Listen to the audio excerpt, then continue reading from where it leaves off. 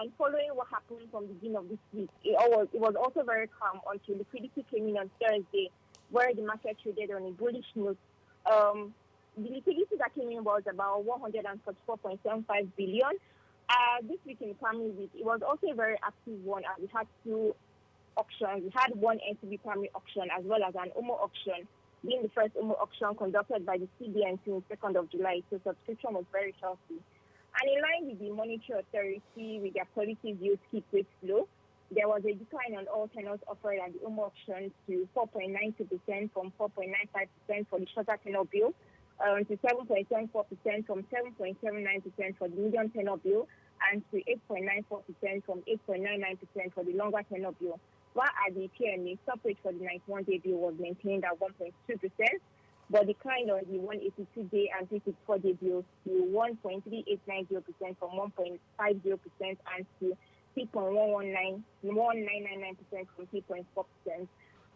We expect a dip in liquidity to pick up next week as a result of CRR debit expected today, as well as debit from the retail FX auction also taking place today. So bearish market players would likely be the dominant traders to begin the week. However, bullish traders will likely have an upper hand as the week progresses due to the fact that we're expecting treasury bills maturities on Tuesday and on Thursday, 48.78 billion for Tuesday and 181.36 billion for Thursday.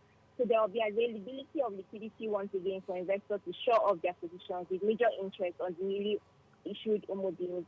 And for the bond space, this week commenced on a very calm note also, but it turned bullish as buying focus concentrated on the auction bonds being the 2026, 2035, 2045, and 2050 papers, in readiness for the bond auction taking place next week Wednesday, where a further decline in stock rates are expected as DMO works to keep funding this flow. And for the money market, we experienced no significant funding pressures, causing the average money market rates to remain at single-digit levels, hovering around 5% and 7% all week, with the exception on Thursday, where rates dipped to 2% as a result of treasury bill maturity inflow into the system, and also the FX refund by the central bank.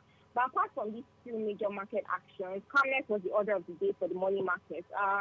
This week is poised to close on a bearish note for the money market as efforts were made by market players to plug funding gaps, which will also likely continue on Monday, barring when there's a boost in liquidity on Tuesday and on Thursday. All right, but looking at key developments though, do you think that the OMO auctions are back to stay? Well, yes, because this August is one where we would have treasury bills maturity frequently, mostly 2 times a week. Because if you look at the past week, we've not had much inflow treasury bills maturities, and we know that most of the time, wherever the treasury bills maturity, the central bank comes in to mop up liquidity.